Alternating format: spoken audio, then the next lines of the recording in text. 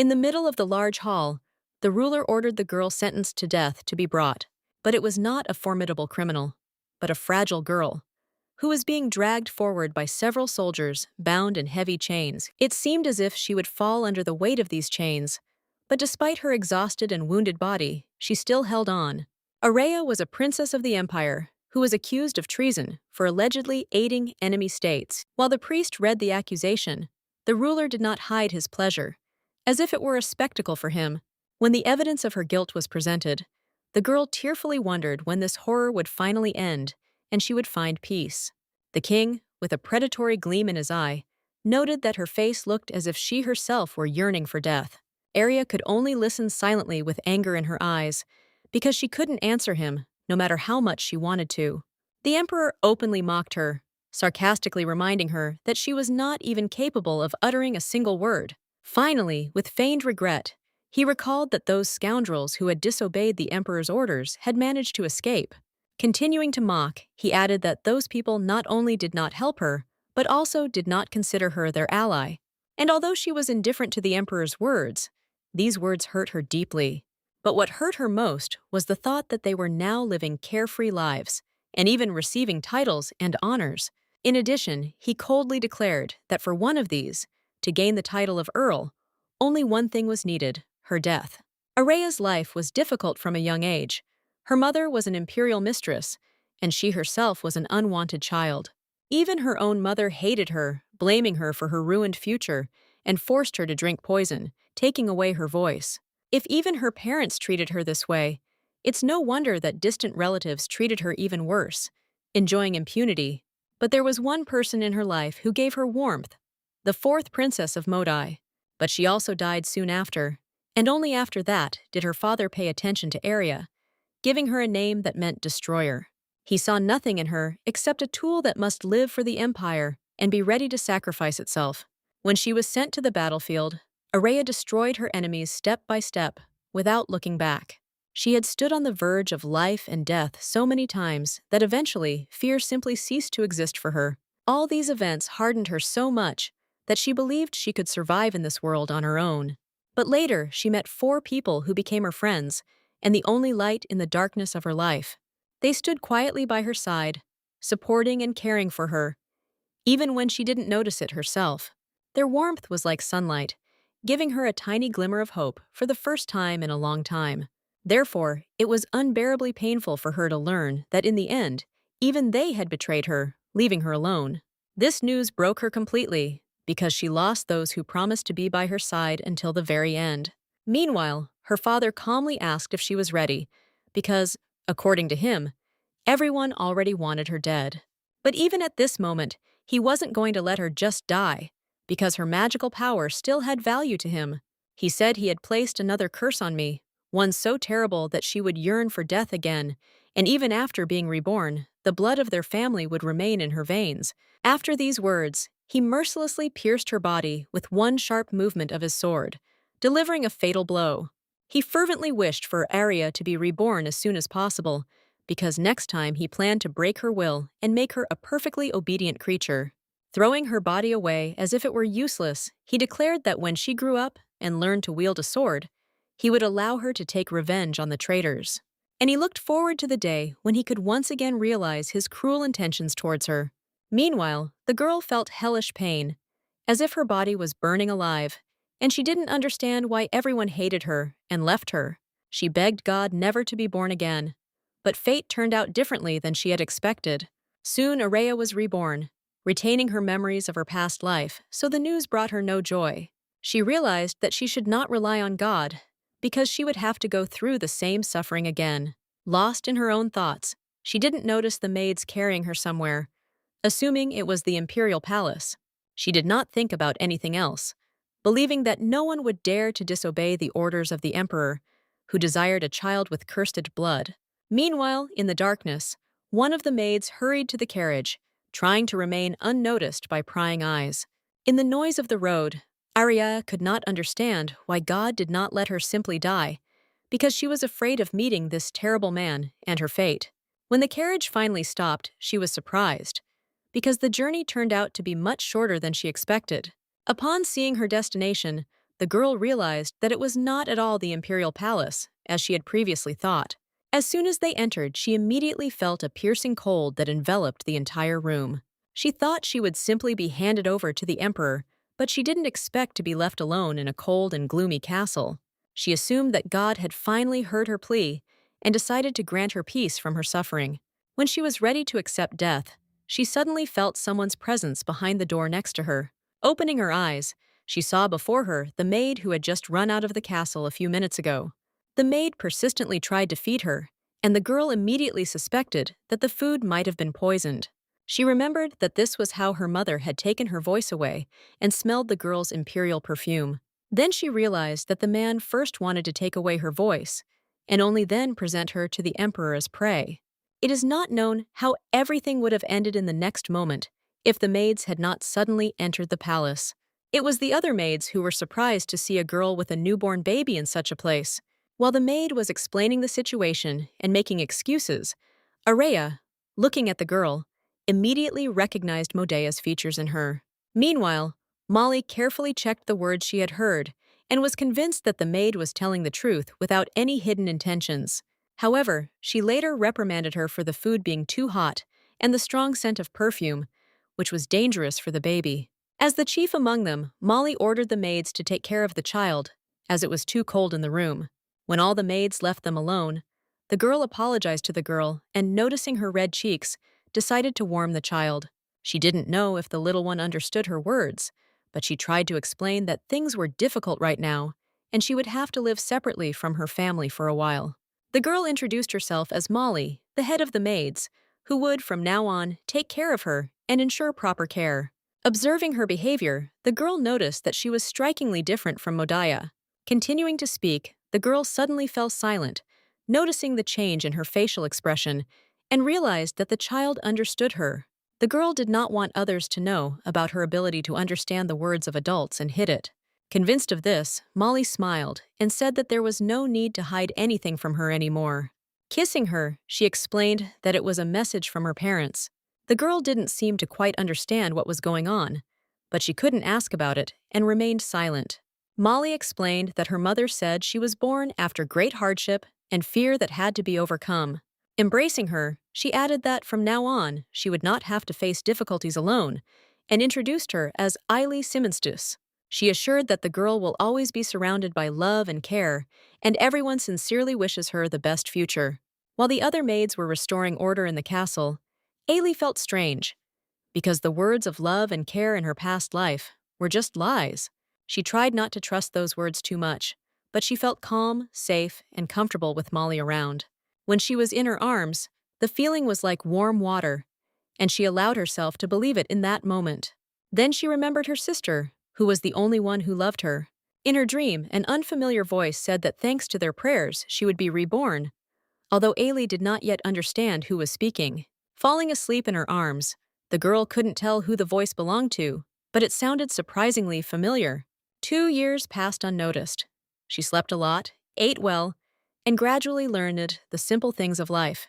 Eily learned how to lie down, sit up, and eventually even take her first steps, gradually developing. It seemed like she could live happily ever after, but she had never seen her parents in person, only heard about their love. In addition, because of her age, she was forbidden to go out to other places, so she often felt lonely and bored.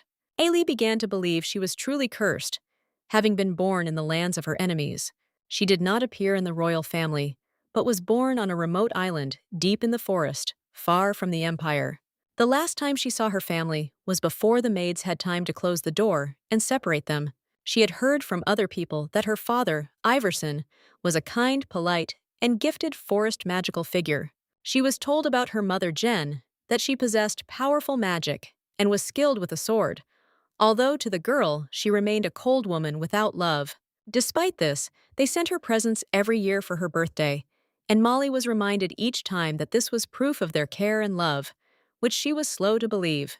Her family was an enemy of the Empire, so it seemed strange that Eily was born into it and would not be able to hide from the Emperor. Meanwhile, nearby, the maids watched her, quietly discussing how strange and frightening this child seemed. Eily could hear their conversations and gossip about her being isolated because of a curse, and that she was supposedly illegitimate. The girl understood the adult's words well, but she couldn't understand why she still didn't speak and why she was being kept here. Compared to her past life, all of this seemed useless to her, so she sometimes even pretended not to notice their words. However, she didn't have to do this, because suddenly she heard the two maids fall abruptly silent. The reason for this was the appearance of Molly, who sternly threatened to kick them out if they dared to discuss anyone again. When the maids had left, Molly turned to her, apologized, and explained that they didn't realize what they were saying. The girl was indifferent to the gossip, but she silently looked at her, and her expression showed her gratitude for the protection. Seeing her confused look, Molly realized that she was still too young to be seriously concerned about anything. Recalling the purpose of the visit, she asked the girl to follow her, emphasizing that today was a special day. Molly reported that her father, Lord Iverson, had expressed a desire to meet her in person. Besides, he has already arrived at the palace and is waiting for them in the drawing room. This news came as a surprise to the girl, as she had never seen her father and did not know how to react. Before leaving, Molly helped her get dressed and reminded her of the manners she had taught her earlier. However, Ailey hardly listened because she didn't understand exactly how to behave in such a situation. For her, her father from a past life was associated with a murderer, so these thoughts caused internal discomfort. Finally gathering themselves, they headed to the living room, where the family's security guard met them at the door. A stranger was already waiting in the living room, who immediately greeted the lady politely. Despite her age, the girl also responded politely and restrainedly. After that, another man asked if this girl was his daughter. Looking at her carefully, noticing his stern appearance and sharp gaze, Ailey was a little scared. She quickly guessed that he was her father in this life. When the man asked, the head maid confirmed his assumption. Then Molly gently nudged the girl to make a polite bow to her father. Although the girl tried to calm down, her body still trembled with excitement. She felt fear in his voice and his gaze as he sharply asked if that was all she could show him. These words scared her because they reminded her of her father's cruel treatment from a past life. The memory of those events only increased her trembling and inner anxiety. Molly, noticing the drastic change in her behavior, became nervous, not understanding the reason for the fear of a simple bow. Just as Isley was about to bow, she suddenly heard her father's harsh voice. It even seemed to her that despite her rebirth, nothing had changed and she would have to experience the same horror again. But suddenly the man came up and, taking her hand, carefully put her on her knees, not letting her fall. And to the girl's great surprise, her father apologized for his harsh tone, explaining that he wanted to create a more friendly atmosphere because of her aloofness. Approaching her, he carefully asked her to look him in the eyes and, if she could, to call him Dad. Looking into his daughter's calm gaze, he suggested that to improve their relationship, they should just hug. However, Iverson did not try to force her, and this surprised the girl quite a bit, because it seemed to her that he was reading her thoughts. Again, as if reading her mind, he noticed her doubt and suggested that it might prevent him from establishing trust.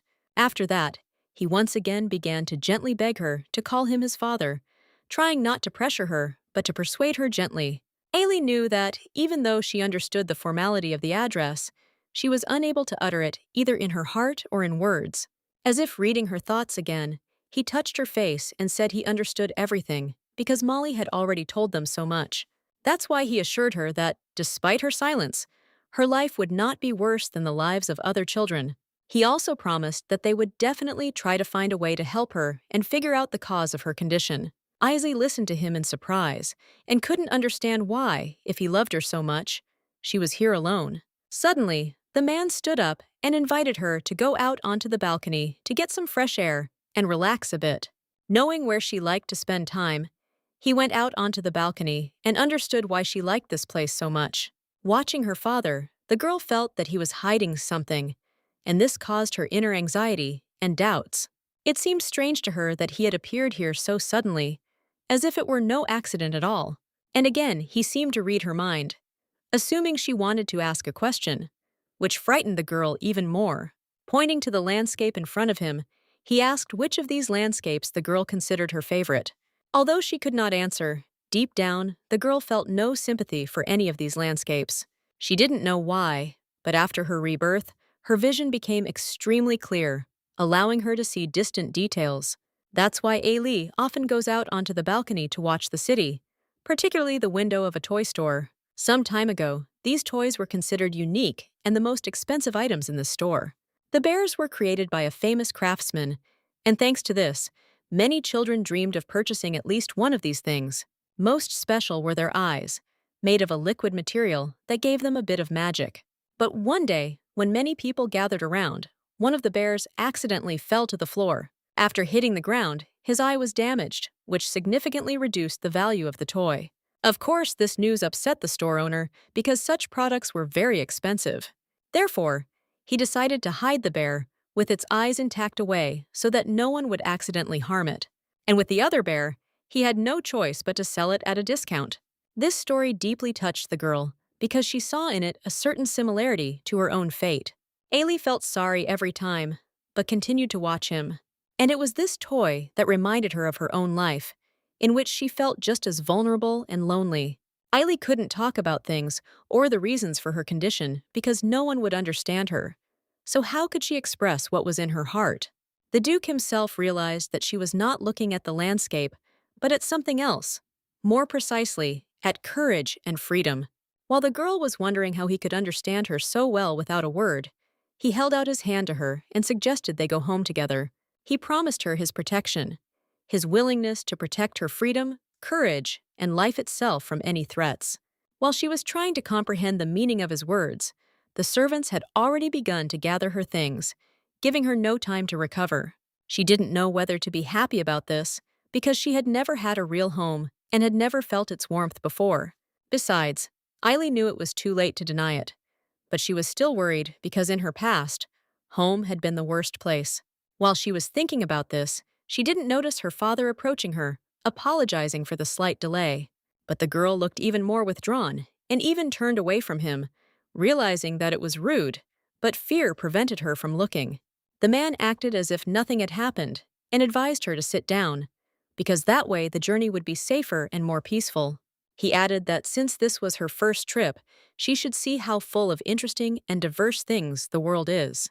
Iverson also said that she could behave however she wanted, because he would take care of her safety in any case. Isley wasn't reacting as brightly anymore, but she was still surprised how he managed to read her thoughts again. However, so many interesting things appeared outside that she couldn't take her eyes off them, carefully examining everything around her.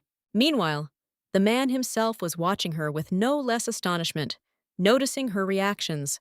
Her behavior reminded him of an old acquaintance he remembered well, and with whom he had a close bond.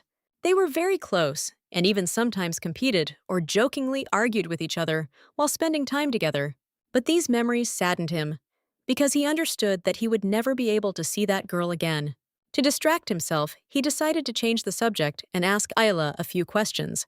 However, he didn't have time because he noticed that her gaze was focused on something else, and following him, he saw a toy store. The girl again didn't have time to understand exactly how, but he seemed to read her mind about wanting to buy something. In fact, this time he was a little mistaken, because she didn't want to buy, but only wanted to say goodbye to the soft toy. These memories once again reminded her of the past, of her family and her mother, who treated her with no care at all. These thoughts made the girl very sad, and hugging herself, she felt that she wanted nothing more.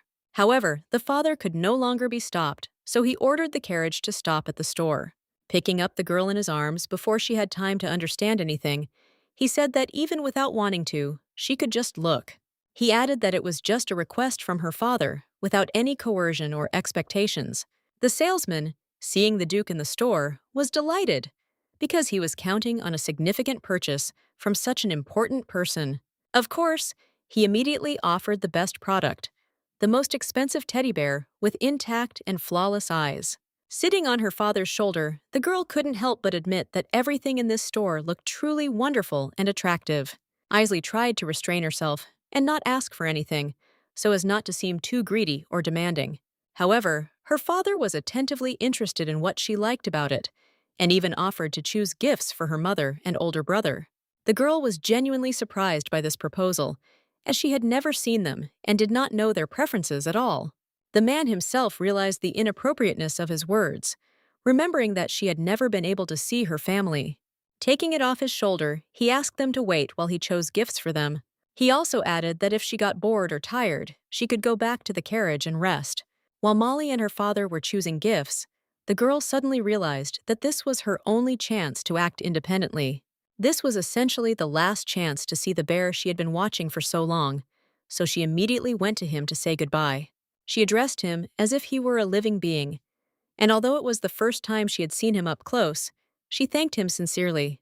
Running her hand over his damaged eye, she thanked him for seemingly following her gaze all this time after her rebirth. Despite the fact that he only had one eye, she felt a deep nostalgia for his image and did not want to let him go. Wiping away tears, Ailey continued to talk to him as if he could hear her and understand every word. She wished that this teddy bear would be bought by a person who would truly love him and give him a new, happy life, after which she said goodbye.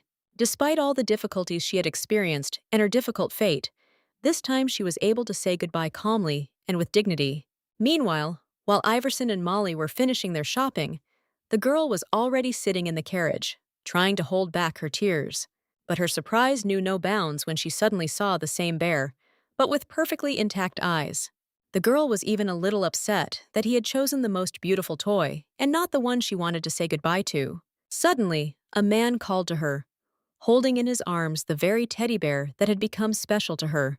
The father explained that the seller told him about the uniqueness of this toy, because it has its own history and a certain painful experience. The man also noted that he noticed in the store how she said goodbye to this teddy bear, attentively and sincerely. He added that, as he had suspected, she had very attentive eyes, for she was able to see the beauty and strength in this toy despite its imperfections. Holding out the teddy bear, he said that if he gave it to her, they would always be able to stay close and together.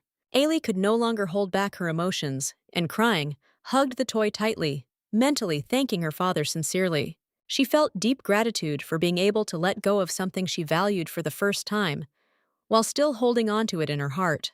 Wiping the tears from her eyes, he said to thank the forest and the Lord of the Forest for this special gift. When he mentioned that this toy cost $300,000, the girl could not believe her ears at such a sum.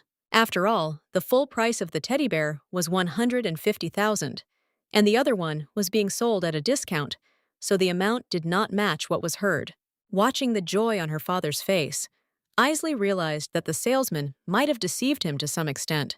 As if sensing her thoughts, her father asked if she had said anything strange, or if she was hiding anything from him. Smiling, he remarked that the things his beloved daughter liked could not be valued in money. The father said that he was ready to give her everything to give her what she wanted, because he sincerely loved her and would never leave her. Even though she couldn't speak, he understood her question about why they had lived apart and not seen each other for so long. He admitted that he couldn't fully explain everything right now, but asked to believe him and go home with him. He promised to tell everything later, when Isley returned and met her mother again. The girl found it strange because she had suffered all her life and was not used to trusting anyone. But his words were sincere. And even if it might not be true, she wanted to feel truly loved by someone for once. But she suddenly remembered that he shouldn't have spent so much money on an ordinary soft toy. The man seemed to sense her thoughts and assumed she was worried about the money she had spent, but assured her that it was nothing more than a trifle. He pointed to the carts filled with toys and said that for so many gifts, it was a small expense. At the same time, he couldn't help but point out that the seller took advantage of his love for his daughter and inflated the price.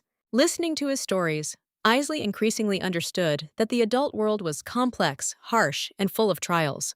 The next time he turned to her again and asked her to promise that when she returned home, she would not say that the teddy bear was a gift. Meanwhile, a woman's voice echoed in the palace, unable to believe the news she had just heard. One of the guards reported that Iverson had set out to bring his daughter to the palace. The woman, filled with joy at this news, was confused and did not know where to begin preparing for her arrival. Although the Duchess was extremely inspired, her condition deteriorated, and the maids were quickly at her side, supporting her. They asked her to rest a bit and temporarily suspend preparations for the guests' arrival. Jen had already decided that after she returned, she would stay away so that the child wouldn't see her. Meanwhile, on the way home, Iverson calmly read one of his favorite fairy tales to his daughter. He asked the girl hiding behind the teddy bear if she chose this book because it had many stories. In reality, she only chose her so that he wouldn't think she was bored. Unlike her past life, where the only entertainment was wrestling, now her father tried to fill her life with various activities. Besides, it brought him genuine joy, so Ailey didn't want to upset him with her words or actions. She chose a book, intending to read it on her own, but for some unknown reason, he began reading it aloud. She was warmed by the warmth and love in his voice, which reminded her of the past when her sister also read aloud to her, so she didn't refuse to listen. At the same time, she didn't understand why he was asking her questions, because she couldn't answer them because of the silence. After a while, the carriage stopped, and one of the guards announced that they were very close to the house. He broke the news to Ailey next to him and said they would continue reading another time, which genuinely pleased her. Hearing this, she let out a quiet, tired breath of relief, feeling at peace. After some time, arriving at the palace, the man entered with his daughter in his arms, where they were warmly welcomed by everyone present. The only thing that seemed strange to the girl was that the atmosphere in the palace was tense, and everyone was behaving unnaturally. One of the maids reported that his wife had not come out to meet him because she was feeling unwell and was currently resting. Turning to Molly, she asked her to approach the Duchess to obtain the necessary orders. Molly approached the girl and said she would be back as soon as she was done, but the girl didn't want to let her go. The man suggested that his daughter go visit her mother together, believing that this way she would be able to bear the illness more easily. But they were stopped by a maid, who apologized and explained that the woman had ordered the girl to be taken to her room. At this moment, the girl was finally convinced that her intuition was not wrong, and that her mother probably did not love her. Looking at the people around her, Ailey also felt that others were treating her quite coldly and reservedly. Noticing her upset, the man reassured the girl, saying that everyone was just worried about her mother. He assured her that her mother truly loved her with all her heart, but she just wasn't feeling well today and needed to rest. So he suggested she come over and look at her new room to get some distraction. The girl understood that even if it was not true, she still could not change anything in this situation. Just as they were about to leave, the man suddenly stopped, feeling a severe and sharp pain in his chest. Ailey didn't understand at all what was happening, and why the space around her suddenly filled with a bright green glow. She felt as if his magic had gone out of control as the man closed her eyes and ordered the maid to take the child. The maid quickly appeared, picked up the girl in her arms, and carefully continued to cover her eyes. On the way to the palace, this situation made the girl think that, having entrusted her to a stranger, he probably didn't need her. Meanwhile, the man tried to contain his magic, realizing that the medicine was no longer working properly. A friend came to his aid and began to destroy the vines that had formed, caused by the imbalance of the tree's magical energy. As he was leaving with help, Iverson said that he was used to this state, but for now it was better not to approach his daughter. Meanwhile, the girl was shown her room, which had been prepared exactly according to the Duchess's orders. After announcing that the luggage would be delivered soon, the maid added that she could call for them if necessary. When the door closed, the girl was left alone with herself again in the silence of the room. Ailey remembered that this situation was very reminiscent of her past life, where, despite her efforts, she remained lonely. After she left the battlefield and returned to society, she was constantly monitored and kept in custody. She remembered again the words of her father, who assured her that no one would love her, but on the contrary, would only turn away from her. At first, she didn't believe these words, knowing that there was at least one person who truly loved her, her sister. That night, she had a dream with memories of her friends that brought her to tears and begging not to leave her alone. She had no idea that there was a girl nearby all this time, quietly protecting her and sincerely caring for her. Feeling the warmth and peace, Isley calmed down and fell asleep peacefully, as if nothing alarming had happened. Now she no longer felt lonely, as if it were a silent reminder of happiness from the distant past. When she woke up, she didn't understand where she was at first and tried to recognize the nostalgic sound of the lullaby. In her past life, it was a favorite lullaby, softly sung to her by people close to her and loved ones. And even now, being in foreign territory, Ailey still retained memories of her past life. At that moment, a maid entered the room to check if the lady was awake and if everything was okay. She was surprised to see Molly, who apologized for her previous visit, explaining her absence by urgent matters. The girl, not noticing any reaction on her face, became worried, but came closer and hugged her tenderly. After kissing her, Molly sincerely apologized for leaving her in an unfamiliar place and promised never to leave her again. At this moment, they were being watched by an unknown woman who was trying her best to remain unnoticed. Molly guessed who she was and understood why she didn't dare go inside. After a while, she helped the girl put on new clothes, carefully choosing every detail of the image. In addition, the woman said that she could spend the whole day with her today and asked about her wishes. As soon as Molly suggested a walk in the garden, the girl immediately ran forward. Explaining with gestures, she took the book and showed that she really wanted to read in peace. Molly tried to convince her to go for a walk because it was the first day and the weather was beautiful outside. At first, the girl wanted to agree, but remembering yesterday's cold, she didn't dare go outside. She was often not taken seriously in the past, and so this could have hurt her feelings again. Noticing her hesitation, Molly realized that she really didn't want to go out and decided not to insist. But as soon as the girl heard about the chamomile field near the palace, her mood immediately improved noticeably. Molly knew that she loved daisies, so she said that this field was only within her family's boundaries. This completely convinced the girl to set off, even though the path seemed long to her. Seeing Molly following, the girl decided that she was being followed and was a little scared. Stopping, Molly explained that the road to the field was long and she just wanted to take care of it. At that moment, two maids approached Molly, bowing their heads politely. Molly immediately noticed how the girl hid behind her, not wanting to be seen by anyone. So Molly asked the maids to leave quickly so as not to create unnecessary tension for Isley. Remembering that the girl didn't yet know how to take shortcuts, she suggested choosing a shorter route. The girl often forgot that Molly also had magic, and this time she planned to transfer them instantly. The girl was amazed by the beauty of the field. Her eyes shone as if they reflected the sunlight among the daisies, and it reminded her of Modai again, bringing back old feelings of anxiety and quiet sadness. Besides, it reminded her of her friends, especially one who wanted to give her a daisy that broke at an unfortunate moment. Molly noticed that the girl had been constantly lost in her own thoughts since arriving at the Duke's palace, and these words threw her off balance.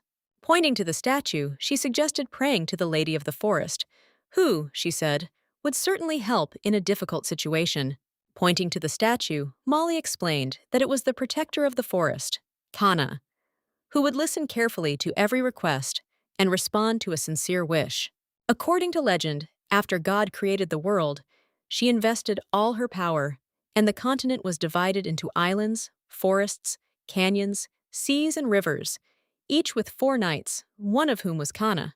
Hearing stories about how this girl helps everyone who asks for help, Ailey didn't believe that she would be able to help herself because she considered herself cursed by the gods. Therefore, even though she was sure that her wish would never come true, Ailey still prayed sincerely before the statue, hoping for a miracle. Turning to the statue of the forest, she asked to grant happiness to the people who live in this forest and protect its peace. She also wished her parents happiness and added a request that her mother never get sick and stay healthy. She did not want anyone to suffer just because of her birth, and believed that the happiness of loved ones would make those who loved them happy. Seeing the tears on her face, Iverson gently stroked her, assuring her that the goddess would certainly hear her sincere request. Her father told her that her every wish would be granted, because the goddess loved her just as much as she loved all the inhabitants of this forest. But looking at the statue, the girl understood that these were just impossible dreams that were difficult to accept as reality.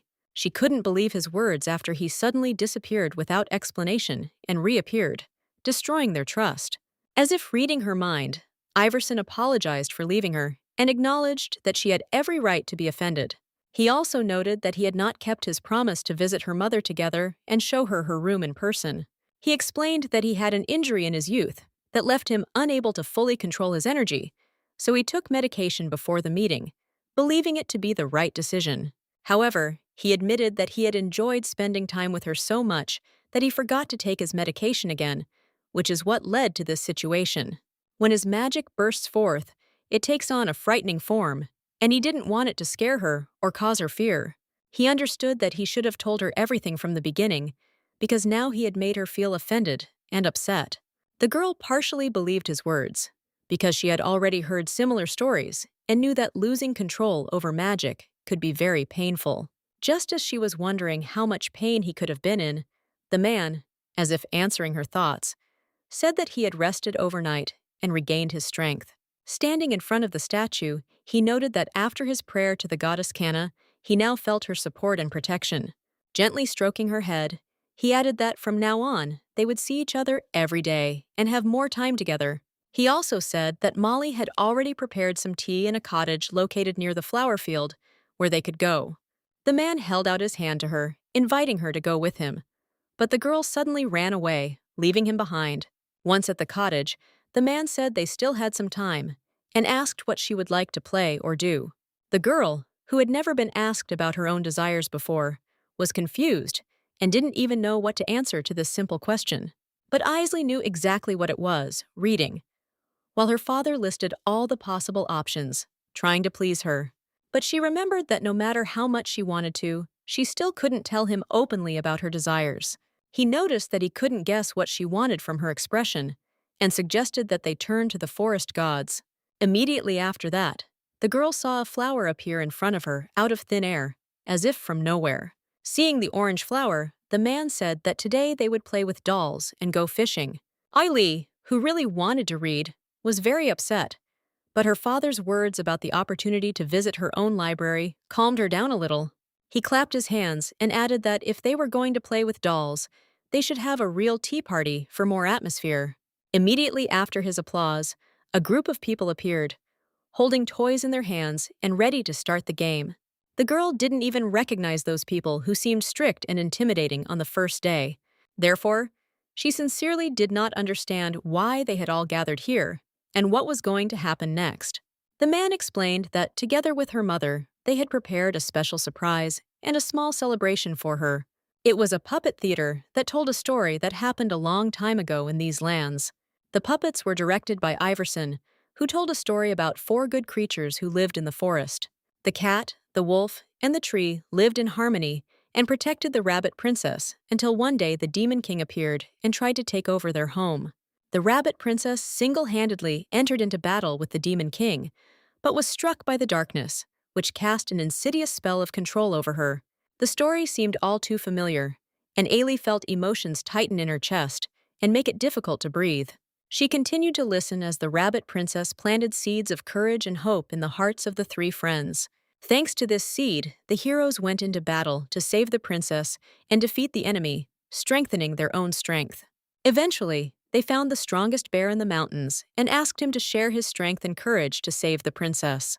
Molly, who played the role of a cat, said her character also aspires to set out with her friends to help the princess.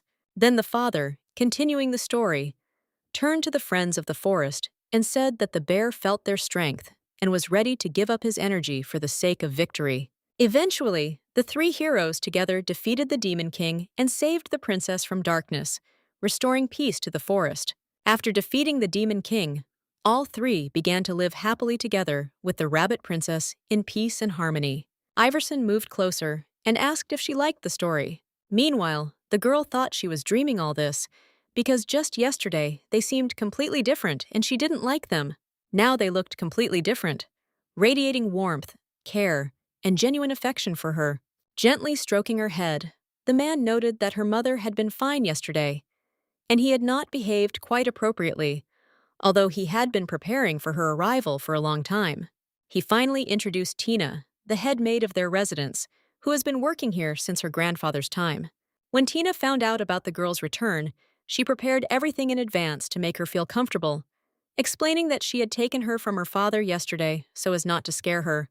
She added that she understood the Duke's feelings well and followed the instructions, but she learned from Molly that the young lady was very sensitive and vulnerable, so she wanted to explain everything. And at the very end, she assured them that they all sincerely loved her and would never disrespect her, asking only to trust her words and make sure of their sincerity. As if on command, everyone present in unison asked her to believe them, expressing their sincere support and trust. And although trusting people is still scary for her, Ailey strives to appreciate their sincere feelings and attitude towards her. Meanwhile, Molly hurried to inform Iverson that all preparations were now fully completed.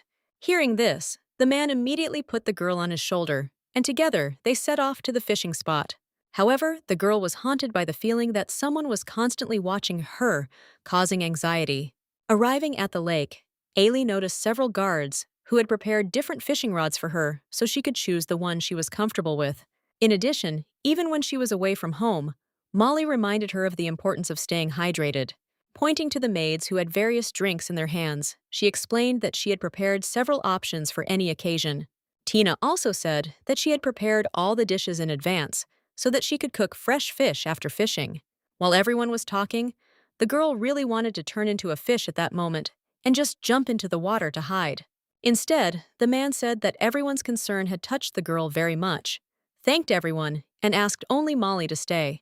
Bowing goodbye, the girl mentally thanked everyone for their sincerity and attention to her. In fact, Ailey felt exhausted, as in her past life, she had hardly interacted with so many people at once. It seemed that she wouldn't be able to stand it any longer, wanting to escape into the water to be alone in silence without any outside gazes. However, these remained only her thoughts and desires, while in reality, her father patiently taught her how to fish. Noticing her depressed state, the man realized that she probably didn't really like the process of fishing. Even in such a simple question, the girl thought about it because she didn't like fish because of memories of a past life. She recalled that these memories were not related to the best events, when the king ordered her to catch all the fish. Otherwise, she would be left without food. When it was time to hand over the catch, the courtier said that by order of the king, there was no food for her, and throwing the fish away, they offered her to eat it raw. This event was the sole reason why she hated fish and everything related to it ever since. Her father, on the other hand, loved fishing and recalled recently spending time fishing with her mother. He tried to explain that fishing is not only fun, but also a way to learn patience and see that the world is full of interesting things. Ailey understood his words, because she herself once believed that any task could be filled with happiness when surrounded by loved ones. However, it was this way of thinking that ultimately led to her losing everything that was important to her. She wanted to get away from this place because she didn't want to stay among other people. She was stopped by her father's hand, who didn't immediately understand where she was going. But looking at her face, he suddenly stopped, realizing that for some reason she was angry with him. The girl, not understanding what was happening to her, could not believe that she really felt anger. It annoyed her that she couldn't hide her emotions, and at the same time, Isley realized the need to apologize for her behavior. However, she did not receive the expected reaction from her husband. On the contrary, he picked her up in his arms, rejoicing even at her sincere display of emotions. Kissing her on the forehead, he said that if she hated fishing, she could go to the library instead. Seeing the doubt on her face, the man again noticed that she was trying to say something. The man explained that she was free to think and do whatever she wanted, because she was a free person. After all, he would be happy if she could openly express her true emotions without fear of his reaction. Noting that only one day had passed since their stay, he highlighted her progress while Molly laughed beside them. The man acted as if he were more of a child than an adult and began to happily circle the girl around him. But suddenly, realizing his behavior, he stopped abruptly and, a little embarrassed, apologized. Meanwhile, an unfamiliar female figure continued to watch them imperceptibly. The girl had a persistent feeling that she was being watched, but no matter how much she looked around, she couldn't see anyone. Watching Molly and Iverson, she felt that they seemed completely oblivious to this, and she realized that there were guards everywhere, so there was no danger. Meanwhile, upon entering the library, the girl was struck by its enormous size and atmosphere. This place seemed like a real paradise to her, so she immediately ran to the shelves and enthusiastically hugged the books. Taking one of the books, she remembered that it was Modai who first taught her to read, although she didn't have time to show her all the letters. Since then, she has continued to study on her own, using knowledge as a way to confront difficulties and enemies. For her, a book was a whole world filled with deep wisdom that quietly existed between the pages. Forgetting her father's presence, she suddenly heard his voice and realized that he had noticed her love of reading and had allowed her to come here whenever she wanted.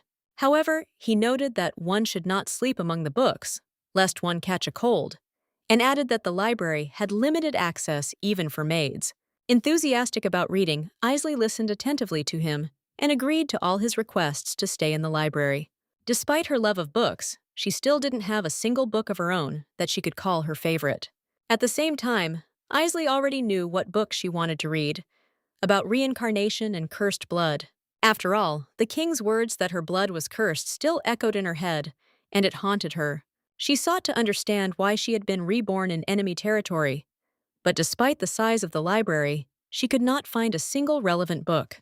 Assuming that such books might be on the upper shelves, she decided to use the ladder to reach higher. However, losing her balance, Isley began to fall, and Iverson caught her in time, preventing her from falling. At first, the girl was afraid that he would be angry because of her arbitrary act, but he only emphasized the danger and said that she could have been seriously injured. He explained that he had come back because he had forgotten to ask what she wanted to eat, and when he saw the book in her hands, he realized that she really enjoyed reading. He also noted that this novella was a bit too old for her at the moment, so she could read it later. The girl was upset to learn that she wouldn't find books about reincarnation or cursed blood here. Iverson explained that these topics are related to the Empire, and such books were destroyed many years ago after the conquest of the territories.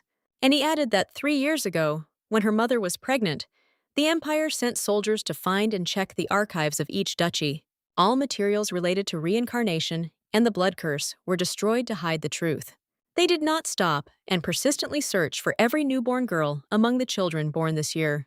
Therefore, her mother also came under suspicion and was subjected to violence and humiliation, which caused her to give birth prematurely. Even during the birth, a special squad was sent to confirm the baby's gender and pick it up if it was a girl. At this very time, the main forces of the duchy were concentrated in the canyon to subdue the monsters in the icy lands. When Jen gave birth, their powers were weakened, and the man could not fully control his own magical energy. That's why they had to officially announce the birth of their son, because there was no other way to hide it. For 2 years, he felt as if his heart had been ripped out, and he lived in constant pain. Previously, Iverson could not meet her, because anyone who learned of her existence could hand her over to the Empire. She realized that the Empire had destroyed all the books about reincarnation and the blood curse, and the girls were being taken because of her. She remembered the words of her cruel father, who said that this curse was so terrible that she would fear death itself. She realized that even in this world, her appearance caused harm. Her family suffered from persecution, just like other families with girls. The man denied her thoughts, saying that he had not suffered and that she was the most precious and beloved daughter, worthy of love. He urged her to calm down and not worry, because now they were no longer under threat from the Empire. Wiping tears from her eyes, he noted that the duchy was much stronger than it had been 3 years ago. The most shocking news was that Emperor Cletus, who had recently died, was involved in the events. As the struggle for power continues, the man added, the Empire is paying less attention to the persecution of girls. The father assured that even if persecution resumed, his family was strong enough to confront the Empire without fear. Looking at the surprised little face, he said quietly that they would never abandon their children. Holding her hands, he admitted that he constantly blamed himself for the separation, and therefore hurried to return her as soon as the opportunity arose. Taking the girl in his arms, he noted that her mother should have told the whole story, but now he wanted to announce it to the entire duchy. After the conversation, her feelings became mixed. On the one hand, she felt joy from a caring family. At the same time, she was filled with sadness that was difficult to express in words, because the death of a terrible person did not give her complete confidence in freedom. She feared that if the curse was revived, she would lose control again and her loved ones would be in danger. However, she was sure of only one thing. Despite everything, she began to trust her father a little. When she wanted to ask about the cursed blood, he asked to postpone the conversation because he was very tired today. He also noted that young children should not hear such scary stories, so as not to scare them. After that, he decided to take her to Molly's for dinner and then go to her mother's to talk. Noticing that Isley was barely eating, Molly said that this was her first dinner since returning and the cook would be upset. Pointing to a table with many dishes, Molly gently asked her to at least eat a little. Suddenly, the girl again felt a strange feeling, as if someone was watching her, like in the forest. At first, she thought it was a coincidence, but later she realized that it was happening again and she didn't like it. Molly, not understanding where she was running to, noticed that the girl had not yet finished her meal. But at the last moment, the girl noticed a female figure, who quickly disappeared from sight. However, because of her small body, she could not run fast, much less catch up with the stranger. Moreover, without looking down, Ailey tripped over a stone and began to fall to the ground. But at the last moment, she was picked up by the girl who had been quietly watching her all this time. Looking at the stranger, the girl could not help but note her beauty, although she did not understand who she was. They would have continued their conversation if the lady hadn't started calling Molly back to the table. When she approached, Isley was about to ask a question, but suddenly noticed her disappear again. The girl was confused, but she didn't consider the stranger dangerous, although something still alarmed her. Molly insisted that she should come back for dinner and definitely eat. Meanwhile, the stranger hid behind a tree, continuing to quietly watch her daughter. She was sincerely happy that this child had finally returned to his home. Before going to bed, the maid said that if necessary, she could ring the bell and she would come immediately. After bidding her goodnight, Molly quietly left the room, closing the door. Ailey didn't want to sleep and spent a long time thinking about all the events that had happened to her that day. She decided to investigate the matter of the cursed blood in more detail, but soon fell asleep and had a dream. These were memories of her biological mother, who had hated her and treated her cruelly all her life. In addition, she forced her to drink poison to completely deprive her of the ability to speak. An unfamiliar girl appeared before her, next to her son, who were smiling gently. After taking the poison, she felt a severe pain in her throat, and her body reacted as if it were crying, begging to stop. Suddenly, Isley felt someone's presence and woke up to the sound of a lullaby being sung. Recognizing the beautiful stranger she had seen during the day, she wanted to ask something, but the woman suddenly felt sick. In her haste, she caught hold of the blanket and fell awkwardly to the floor. Molly immediately came running at the noise, deciding that something had happened to the little lady. She was surprised to see the girl looking at the stranger who was holding her face in pain. Noticing the brooch on her clothes, she recognized her as a member of the ducal family. Later, when the woman regained control of herself, she sat silently and watched her daughter. Hearing Molly address the woman, the girl already guessed that her mother was standing in front of her. But, having already heard the true story from her father, Ailey realized that there was no malicious intent in her actions. However, she could not forget Tina's words, who said that the Duchess did not want to meet her yet. Despite this, she did not stop watching her, not taking her eyes off her for a moment. Jen would even come into her room and softly sing a lullaby to calm the baby. However, when she suddenly ran away during the day, the girl did not understand what was going on in her head. The woman, even though it was the first time she had seen her daughter so closely, behaved too haughtily and confidently. As if mocking her, she said to tell her directly that something was wrong if she was looking at her so intently. Noticing the girl's surprised silence, she thought for a moment and remembered. As if nothing special had happened, Jen reminded her that she couldn't say what had upset the child. Tina asked the Duchess to be more careful with her words and choose her expressions more carefully. Unable to bear the sight, Isley hid under the blanket, finding her mother a little frightening. While the woman tried to make contact with her, the girl shivered under the blanket, not opening up. Jen wanted to take the blanket off her, but stopped at the last moment, not daring to. As she left the room, she ordered her not to tell anyone about this nightly encounter. Forgetting again that she couldn't speak, she took the situation as normal. When the Duchess left the room, Molly immediately went over and began to calm the girl. However, it was difficult to convince her because she remembered her mother's cruelty from a past life. Meanwhile, the Duchess herself did not understand her emotions because she had come to calm the child after a night terror. Remembering how the girl had shivered under the blanket, she realized that she had scared her even more. Considering herself not to be the best mother, Jen couldn't hold back her tears and started crying while Sina led her to the room. She regretted coming at all because, after all, it only made the situation worse. Noticing the Duchess's sudden change in mood, Tina cautiously asked what exactly had happened. Holding her hand, she explained that she probably pulled her leg when she fell. Because of this, limping on one leg, the Duchess slowly made her way to her room with Tina's support.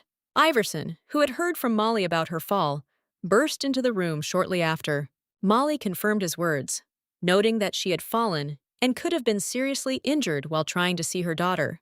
Having regained control of herself, the woman assured her that it was only a minor injury and asked her not to worry.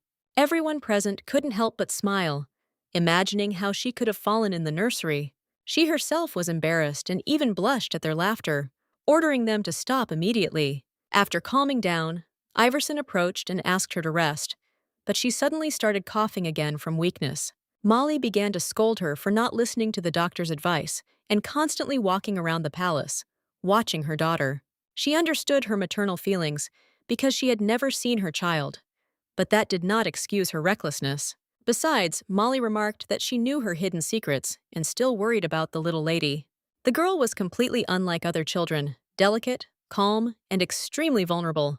Not every 3-year-old child experiences life so consciously and cares about others.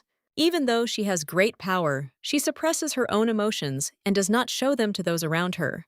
Molly noticed that since her return, the Duke had been trying to open the little lady's heart. Seeing the Duchess's upset face, she said that such conversations could make the girl close off again. The Duchess could no longer hold back her tears because she didn't want to cause any harm. At the same time, she didn't know how to act. As the strongest swordswoman on the island, she became powerless next to the child. She could only watch her sadness, realizing how much she had wanted to meet her daughter, but illness prevented it. In this state, she did not know how to behave during the meeting, although she sincerely loved the child and longed to hug and protect him.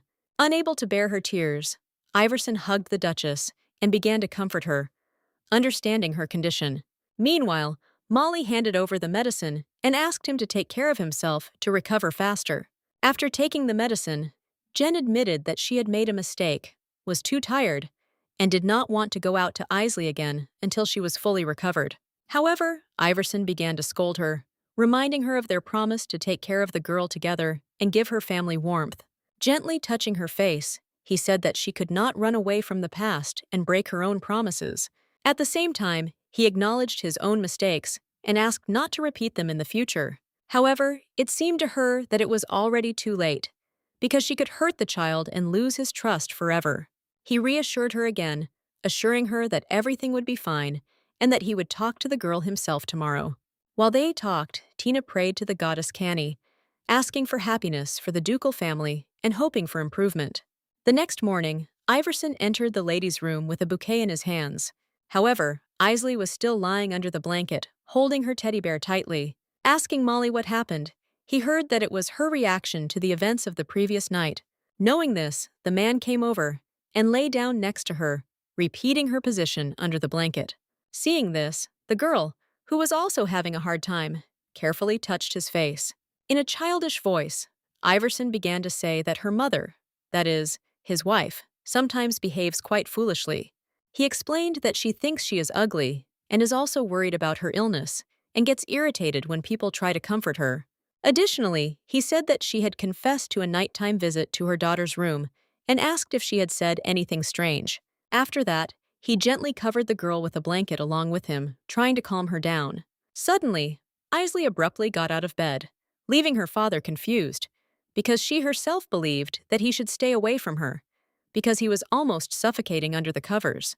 The girl's behavior was driven by fear, because, being accused, she had to face the thought that she should never have been born into this world. She could not change anything, and this despair was more painful than death, because it left her only with the powerless awareness of her own doom. He began to tell her that Jen Semenstus was the only daughter of the Duke of Ryan Forest, known among the aristocracy for her origin and influence. She was born with the soul of a giant, possessed divine power, and was considered the strongest magical swordswoman on the entire continent. He described her as a fearless, intelligent, and courageous girl who, despite her nobility, could seem a little arrogant next to a sophisticated lady. The girl was saddened to learn that, although Jen rarely cried, in recent years there had not been a single day without tears. Stroking her head, he explained that she couldn't hold her daughter in her arms, which was why she was crying, missing her. However, the girl took it in her own way and decided that the reason for the tears was her birth, which brought her mother a lot of pain. The husband, as if reading her thoughts, objected and said that she was blaming herself for not being able to show true maternal feelings towards her. Iverson added that her mother is trying really hard right now, but she just needs a little more time to get used to it. The girl may not immediately perceive her as a mother, but she will definitely never feel hatred towards her. Although the girl was silent and didn't think about it out loud, the man kissed her and thanked Isley for her support. At the same time, he continued to say that Jen was acting irrationally because, without explanation, She continued to believe that she was hated. Since this news depressed her and hindered her recovery, he suggested that they prepare a gift for her mother together, although the girl could not refuse. After a while, they tried to create a beautiful gift together, leaving a real mess around in the process. Later, the man himself doubted his idea, deciding that it might be too difficult a task for the girl. Eileen herself thought that she wasn't very good at it, because she couldn't even accomplish what she sincerely wanted to achieve. The man reassured her again and said it was fun, but they realized she had no paper skills.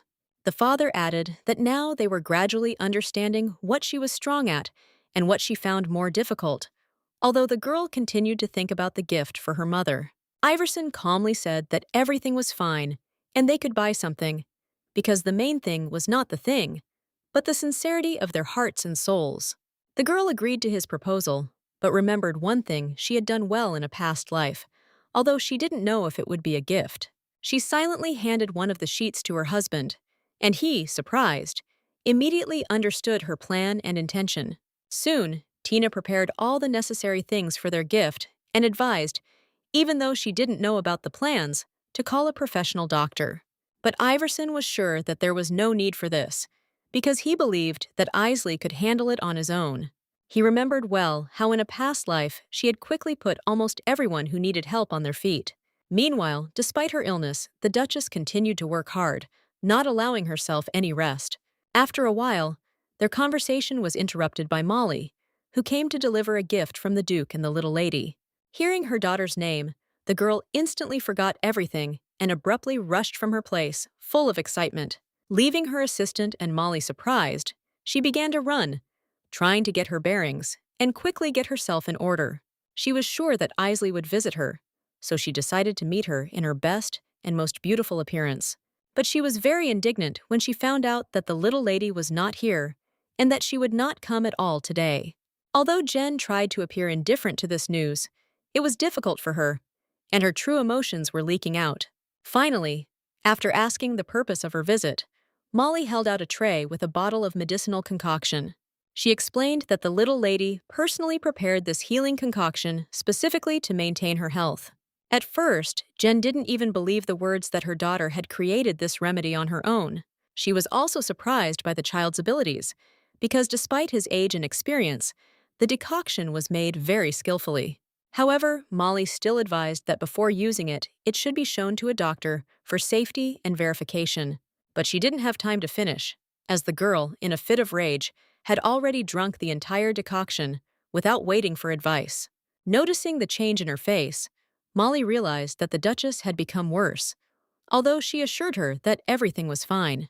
What bothered Jen most was the strange taste, which reminded her of a medicine an old acquaintance had taken from the past.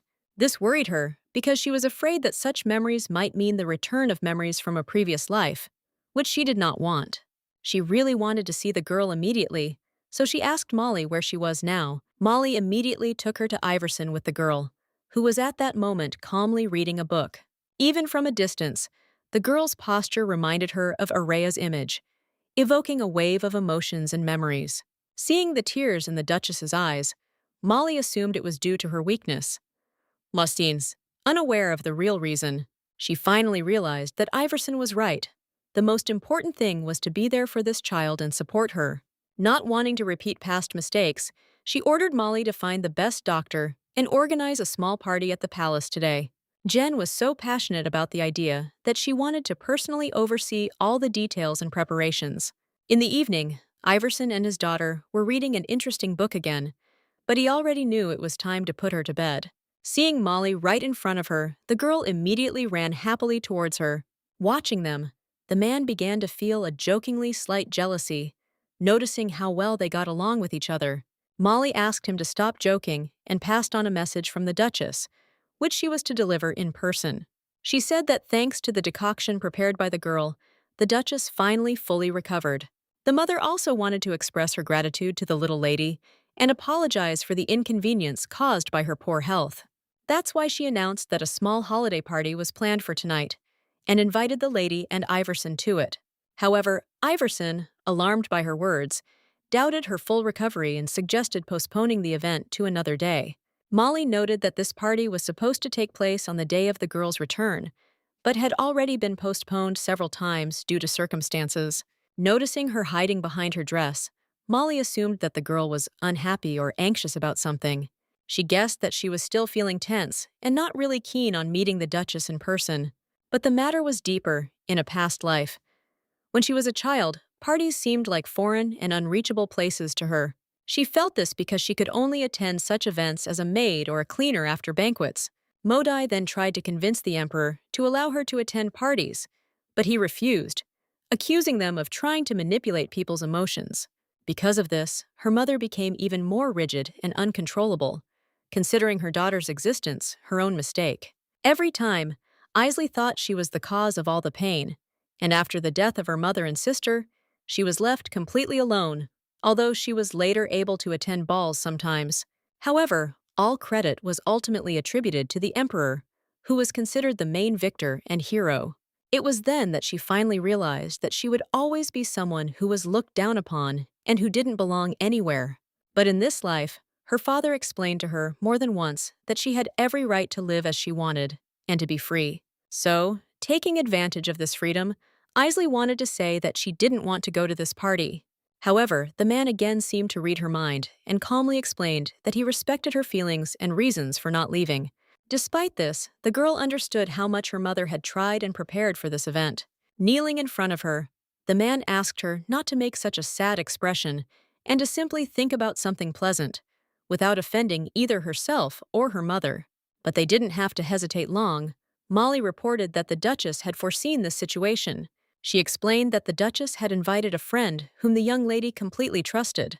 At first, the girl thought it was about Molly herself, but she hinted that she meant a recently acquired soft plush friend. Molly explained that costumes would be prepared for both of them and invited them to a party when the sun began to set. Seeing how the bear had changed, the girl had to admit that he looked extremely handsome in his outfit. But even despite this, her fear did not completely disappear and was still felt inside.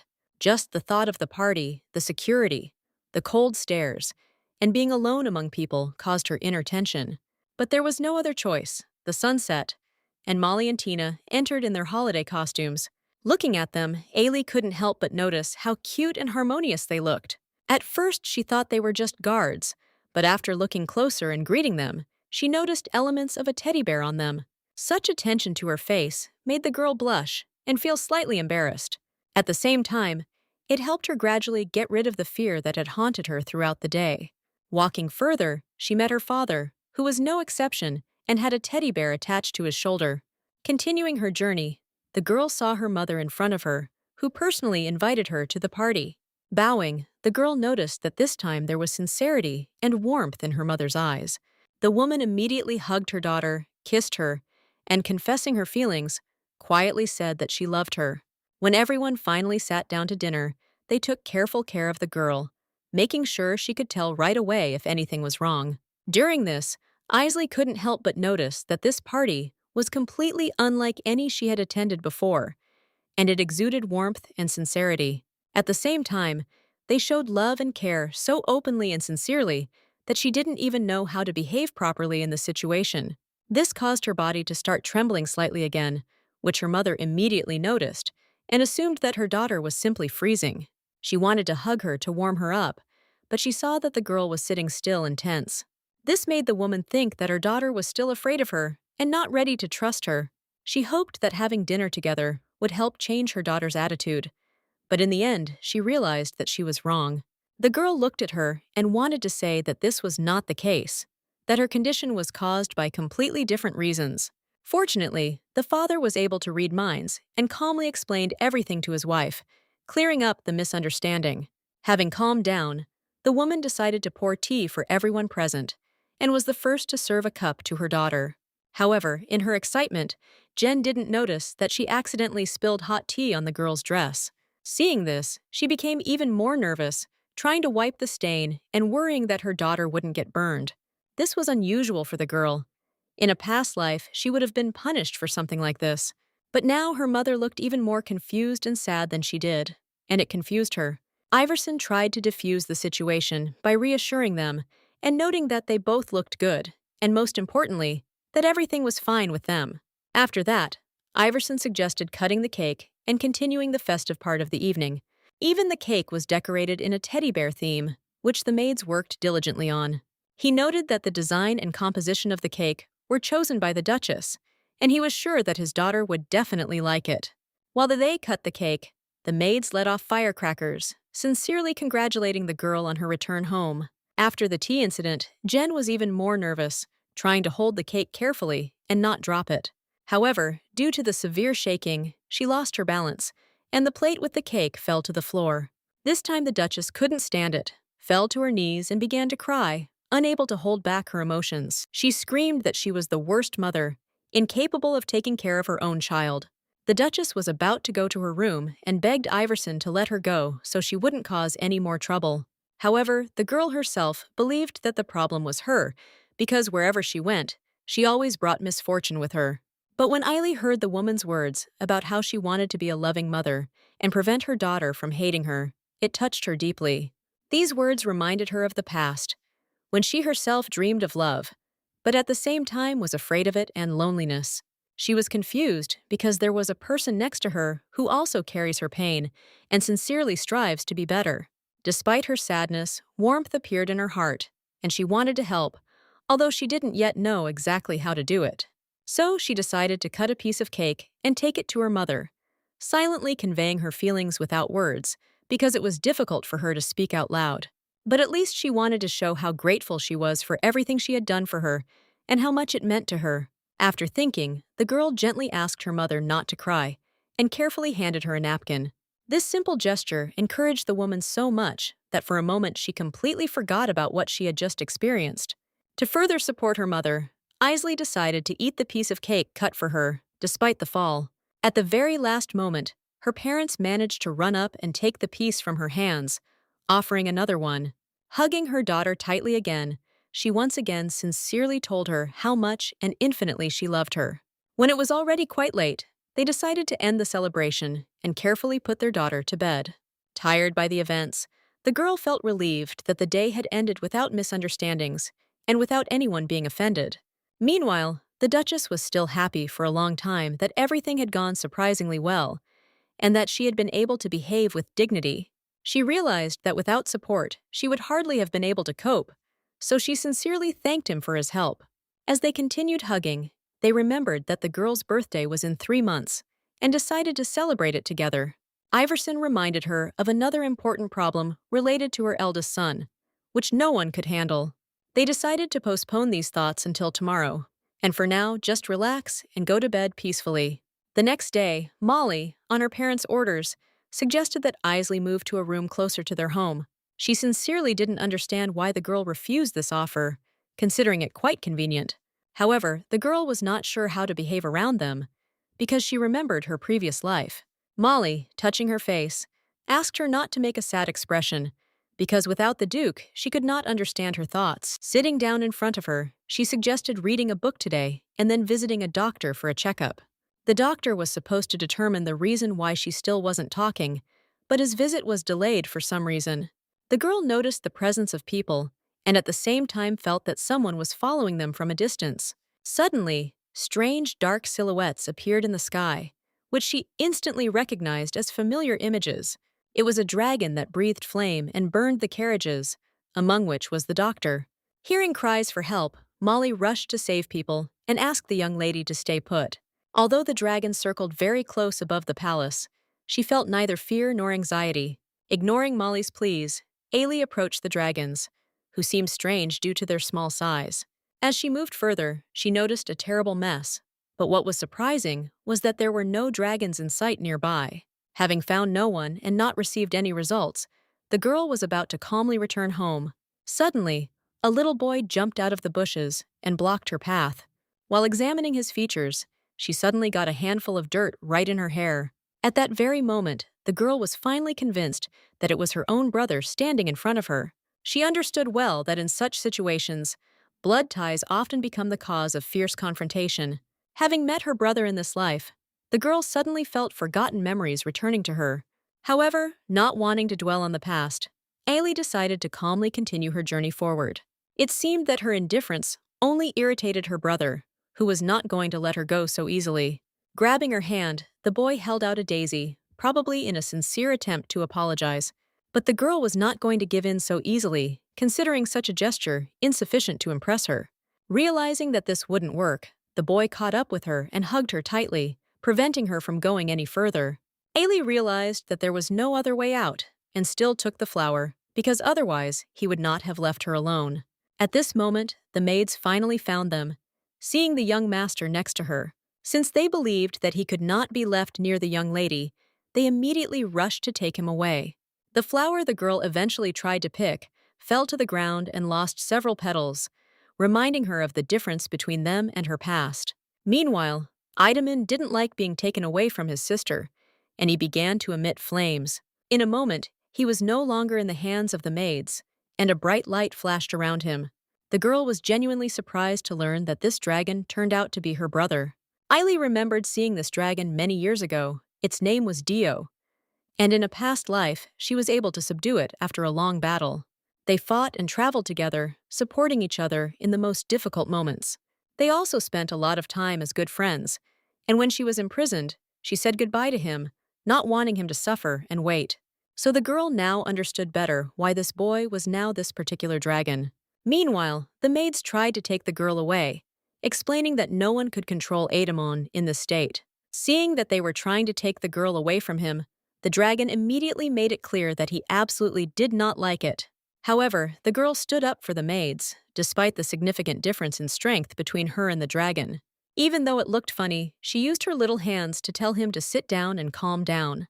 Even more strange was that the dragon obeyed her the first time without any resistance, would never harm him. At that moment, she realized that this dragon was much different from the Dio she knew before, and they were not at all alike. In this world, dragons are endowed with intelligence and immortality, which is lost only when they sacrifice themselves, because no magic can defeat them. Meanwhile, Idaman calmly returned to human form, lying on the girl's lap. The maids were amazed at how the little girl was able to calm her brother so easily, believing it to be the power of the family bond. Throughout all the events, none of them noticed the presence of the Duke, who silently watched everything with his own eyes. Iverson wasn't angry about how the girl met his brother, but on the contrary, he was glad that she was worried about him. The girl was pleased to hear his praise, although she sincerely believed that she had done nothing extraordinary. Picking up the children in his arms, he reprimanded his son for attacking the doctor's carriage because of his reluctance to take medicine. He also added that he would have a serious conversation with him about this later. Meanwhile, the Duchess had already been examined by a doctor, who reported that her condition had improved significantly. Another doctor responsible for children noted that babies under the age of 3 do not receive the forest god's blessing and therefore should not be exposed carelessly. That's why, because it affects their body, they need to take medication. But no one could force the guy to do it. Then Iverson took the medicine and handed it to the girl, hoping that she would be the one to feed it to the boy. Noticing her hesitation, he remarked that without medication, the condition could become fatal. After these words, the girl resolutely set out to force him to take the medicine. Although no one had ever managed to do it so quickly before, the girl became an exception to the rule. She herself was surprised at such obedience. Perhaps it was blood ties because, hugging him, she felt warm, sincere feelings. However, this was not the only reason. For the doctor's visit, and the Duchess wondered what exactly was wrong with the girl's body that was causing her to still not speak. The doctor explained that this could be caused by a blockage of her emotions in her heart. Upon learning that they needed to spend more time together and help her adapt to society, the Duchess became concerned, as the girl preferred quiet places. However, Iverson already had a plan and asked to be entrusted with this matter. Later, when her mother and brother had taken their medicine and fallen asleep, she was finally able to enjoy her free time. At the same time, she couldn't help but notice that living in this house made her feel like an ordinary child. But even this time, I couldn't read the book in peace because my father appeared nearby. He announced in a seemingly serious voice that an extraordinary event had occurred, and now everyone needed the young lady. The girl already thought that the moment of her greatest fear had come, but she was ready to give her life for the peace of others. However, unexpectedly, her father asked her to attend the Forest Festival, a symbol of the duchy. Although he had arranged for a carriage for the trip, This festival was considered an important event in the northern region of the continent and had existed since the goddess's descent to Earth. She remembered from her past life how a man invited her to the forest festival, calling it a lively celebration and offering it as a date. At first, Isley didn't want to remember this memory, and it even gave her a headache. But in a moment she realized that she would not be traveling alone in the carriage. The maid explained, seeing her face, that only in her presence could the young master calm down. To calm the girl down, she also added that this time his energy was blocked, and he wouldn't do anything. They soon arrived at the place and, as they got out of the carriage, saw two lines of people meeting them. It seemed like every person present sincerely welcomed them to the festival. The girl, who would have preferred to stay in the castle with a book, watched everything around her in amazement. Her eyes wide open, she began to remember that she was in the western part of the continent, in the heart of the forest, where for over 1,000 years, since the ascension of the goddess, the forest guardian had protected these lands. Briefly explaining, Molly noted that she had a connection to Lady Canna, as her family adhered to a matriarchy, and the women here were strong and wise, protecting the forest. Even her mother, the Duchess, despite her illness, never abandoned her duties and remained dedicated to the cause. Hearing the maid continue to praise her mother, the girl quietly asked her to be quiet, understanding that she was simply sincerely praying for her. She also realized that Molly was right to compare this place to a fallen empire, because she herself had lived there before. The people at the festival on this continent looked truly happy and peaceful, radiating joy. Unlike her brother, who was comfortably perched on the guard's neck, she was not happy about it, and the festive atmosphere seemed alien to her. Because she had only seen the suffering of people who didn't even have anything to eat before, she didn't know how to behave properly in this world. Noticing her tension, the maid suggested that she visit one of the local shops to relax a bit. Just as they were about to leave, strange girls approached them with wreaths, wanting to perform the traditional ceremony of blessing the forest. It reminded her of an emperor where people served the state unconditionally and even sacrificed their lives, and because of that, her body was left with a scar, and she didn't want anything like that. However, as usual, she was not asked, and the maid simply placed her hands in the hands of the girls. All she could do was sit quietly and tremble a little while the wreath was placed on her head. Later, she realized that this tradition was completely different from that in the Empire, because the girls sincerely prayed for her life. Ailey felt her body fill with warm power, and she couldn't believe that the forest god would bless a person like her. Seeing her thoughtful look, the maid gently said that she was still too young to worry about complicated things. The girl was about to answer that it was better to be brave like her brother. But when she saw him remove the wreath with his teeth and put it on his own head, she regretted her words. When the girls left, Molly suggested she visit the store again. Soon they were picking out new outfits for the girl together. Eventually, they visited so many stores that several men had to carry their purchases. Suddenly, Eidemann noticed something strange in the crowd and started pointing at it with his finger. While the others were trying to figure out what was happening, he jumped from the guard's neck, grabbed his sister, and ran towards the crowd. While they were trying to catch up, the boy confidently moved forward, keeping his sister by his side. But when she saw the strange, eerie figures, it scared her very much. She instinctively tried to cover her brother, realizing how dangerous they could be. At this moment, trying to rely on her own strength, she suddenly remembered that she was gone, and again felt the fear of possible death. While hiding from them, she suddenly heard these creatures speaking in completely human voices. Opening her eyes and listening carefully, she saw before her not monsters, but people who themselves did not understand what was happening to them. People assumed that they had accidentally fallen during the parade, and passers-by helped them up. When Molly finally spotted the children, she immediately went over to pick them up and make sure they were okay. No one remained indifferent, noticing that the girl was shaking badly and needed help, although it was unclear to them what to do next. One of the women calmed everyone down, saying that everything was okay, because it was a forest festival and the forest always protected the people around it. She approached the girl, gently touched her, and began to pray quietly, sincerely wishing her peace and support. Other willing people joined her, and it seemed that the entire crowd focused their attention and thoughts on this girl. In the evening, everyone, tired, silently got into the carriage and headed home, reflecting on the events of the eventful holiday. While the boy slept peacefully, Isley thought about how ashamed she was to burst into tears in front of all the people present.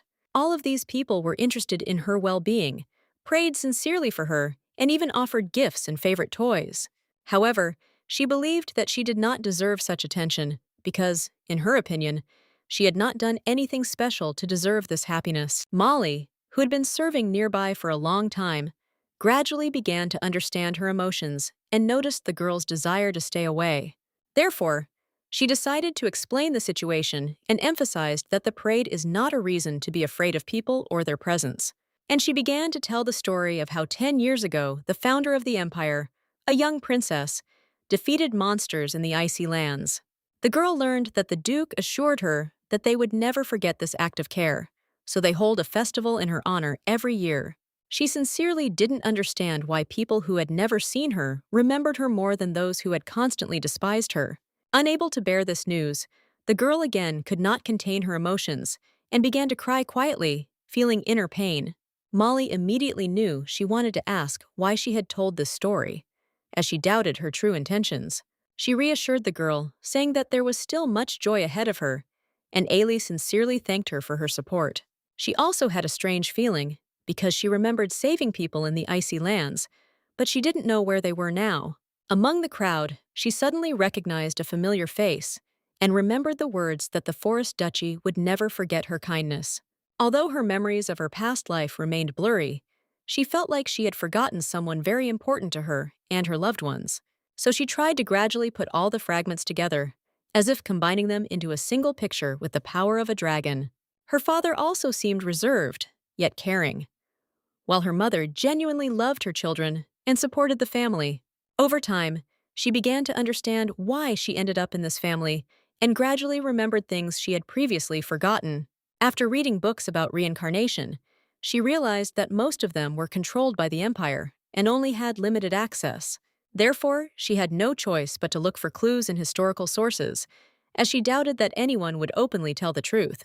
Sometimes it seemed to her that she was thinking about it too much, reaching a point where her own reflections were beginning to exhaust her. Thanks to hard work and attentiveness, she still managed to find several important clues that shed light on the situation. Unlike others, the so-called lineage given by the dragon god actually has no direct connection to the divine beginning. More precisely, although dragons were created by the gods, their fate, whether to perish or be reborn, depends solely on their own choices.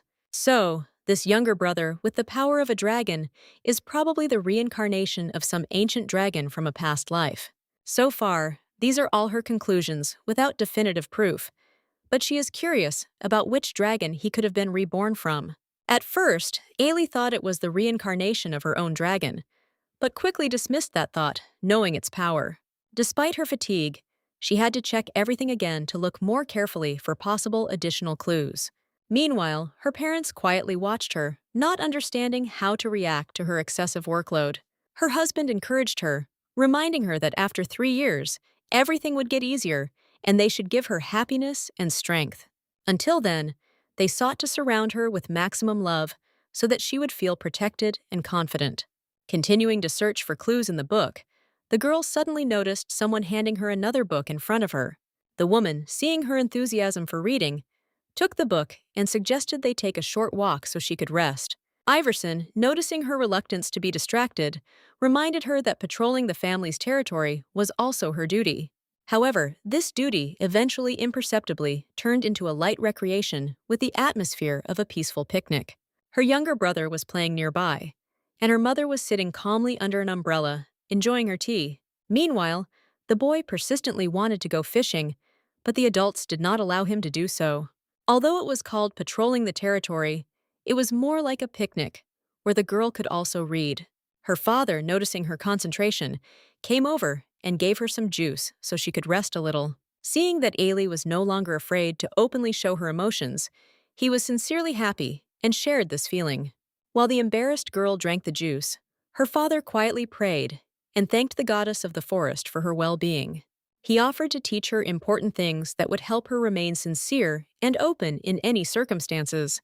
The girl listened carefully, understanding that you don't always need to answer right away, but should understand the points gradually. Noticing her confusion, The man explained that it meant trusting and relying on one's family despite doubts. She understood that, even though she trusted him, she still doubted whether her rebirth into this particular family was right.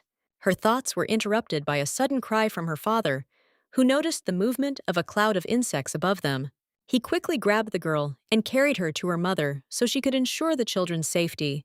At this time, a fire broke out near the boy, and the guard managed to save him at the last moment. But an even more serious danger awaited them ahead.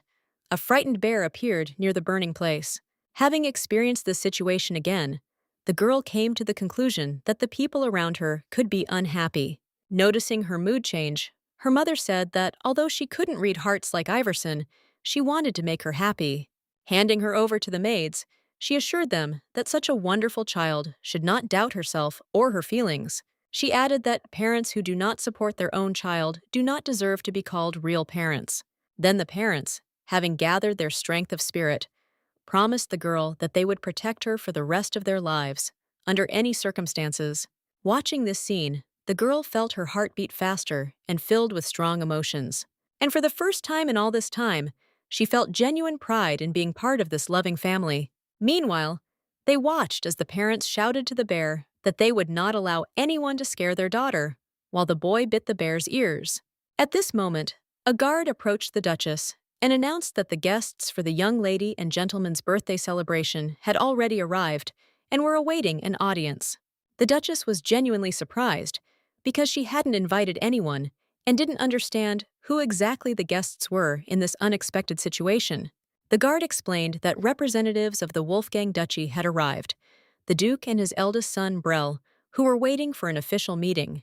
Ailey knew well that their clan, whose blood flowed like wolves, was blessed by the god of the canyons and had special power and reputation. In her memories, this clan was one of the most difficult to conquer, as they refused to abide by the strict imperial rules and were considered heroes of liberation. The girl remembered that in a past life, her empire had sent her against them, but despite this, she felt deep respect for this people.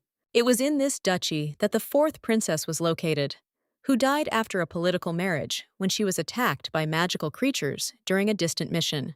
Although the incident occurred on their territory, they refused to take responsibility and did not even agree to assist in the investigation of the tragedy. Because of this, she formed a negative image of them, and Ailey did not want the meeting to take place, even though she had to go. On the way, she met her mother and brother, who were sincerely happy to see her and greeted her with a warm smile. When the mother wanted to introduce the guests, the husband immediately asked if this impolite girl was the young noble lady. What she heard further spoiled the girl's impression, forcing her to evaluate their behavior and attitude even more critically. Looking at him, Ailey decided she would no longer be afraid, but he saw the challenge in her gaze. But suddenly, Guard said that this was not enough to earn his forgiveness, maintaining a superior and stern tone of conversation. He ironically added that she was already 3 years old and had never seen him, so he considered her behavior ill-mannered. He also noted that if she called him uncle, accepted the gift, and hugged him, then maybe he would consider forgiving her. At this point, the mother intervened in the conversation, noting that her brother's behavior was too frightening for the child and creating tension. Iverson, trying to defuse the situation, calmly noted that this man had not changed at all over time and remained the same. Looking at them both, Guard added that as parents, they were incapable of properly raising a child who came from a strong and influential family. The parents sharply replied that they would not allow him to take their daughter because they had no intention of giving her to anyone, even against his wishes. After all, everyone knew that he was a man who had 3 sons and had always dreamed of a daughter, but never had one in his life. While the girl had no idea who was related to whom, she watched the family dispute around her in confusion. Meanwhile, her eldest son Brel approached her and asked her not to be offended by her father and his harsh words. He added that his father is actually a good person. He just values her too much and wants to be around her for at least a little while. After that, he formally introduced himself, noting that they were almost the same age and that he must be her older cousin. He politely got down on one knee in front of her, emphasizing the respect and importance of this meeting for him personally. Kissing her hand, he asked permission to become her knight, acknowledging the feeling of strange kinship that arose at first sight. At this moment, the adults around them were already carefully watching their conversation, evaluating every word and gesture. Ailey felt unusual and yet familiar emotions, as if they had been familiar for many years in the past. In her eyes, memories of her dead sister came back to life, filling her heart with a warm and at the same time painful feeling. They would have continued to stand side by side if her brother hadn't intervened, who categorically didn't want to share his sister with anyone else. Among all this, the girl was most impressed by the fact that her brother finally dared to speak for the first time in a long time. Kneeling, Guard explained that a knight is a man of mature strength and who acts with balance and discretion. Taking her hand and touching it to his head, the man asked if she had ever touched a member of the wolf-blooded clan from the canyon. Raising her hand, he added that in his clan, it was not customary for strangers to touch each other, so she could only do so with him. While the man admired her, her parents once again reminded him not to forget that this girl was their beloved daughter. Gently stroking her head, he said that if his wife and child were here, they would be truly happy. After that conversation, Isley was no longer so sure about her attitude towards him, although he remained strange but kind. Guard also noted that she was a sweet and intelligent child, and praised her parents for raising her properly. As if jokingly, they reminded the man that this child belonged to them and they had no intention of giving it away. Changing the subject, Iverson asked why he had decided to visit them today. The man replied that the imperial throne would likely soon be reoccupied by a new ruler. He explained that the empire is currently in political chaos, high taxes, and a crisis, but the main problem is much deeper. According to the latest news, there are no candidates with a direct connection to the former emperor. Due to numerous conflicts of interest, it is advised to choose the youngest of the imperial family, but the 17th princess is the favorite of the people. The youngest male among the contenders was 9-year-old Dark Aries, who also attracted the attention of many. Jen knew him as a sickly boy who had fragile health from an early age and needed care. The Duchess added that he was afraid of his father, but at the same time admired his 17th sister, calling her his older sister.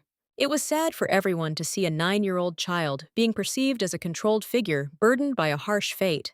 Guard added that according to rumors, he just looks like a weak and pathetic child without much of a future. And even those who dared to criticize his candidacy for the throne allegedly disappeared within a few days or lost their minds. On the outside, he seemed like an ordinary boy, but he possessed a powerful demonic power capable of threatening an entire empire. The empire, for 4 centuries, was protected by the power of blood, bestowed by divine blessing. Guard also noted that not one, but several different legendary powers awaken in their blood. Since the 17th princess inherited the magic of oblivion, Ares, presumably, possesses 2 powers at once: manipulation and summoning spirits. And although the imperial blood has weakened over time, it should not be underestimated, because the current emperor wields considerable power. He assured Iverson and the Duchess that they should not worry, as he stood between the empire and their family. However, there was another problem. The new emperor ordered a search for the 17th princess, suspecting her possible reincarnation. Both were saddened by this news, as they had just been able to distance themselves from the empire and finally gather together in peace at home.